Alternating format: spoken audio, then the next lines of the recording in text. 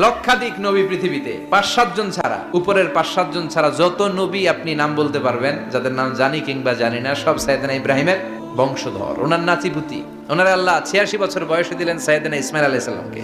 ওনার বয়স যখন 100 তখন দিলেন সাইয়েদনা ইসহাক আলাইহিস সালামকে। দুর্ভাগ্যজনক হলেও সত্য, ইসমাইলের চেনে কোনো নবী আল্লাহ দেন নাই, কোনো নবী নাই।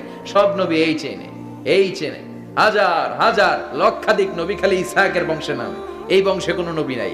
এত নবী এখানে এসেছে, এরা ভেবেই নিয়েছে ওই যে শেষ নবী, যেটা শ্রেষ্ঠ নবী, এটাও এখানেই আসবে। সাইয়েদনা ঈসা আলাইহিস সালামের পরে আল্লাহ স্টপ মেরে দিলেন।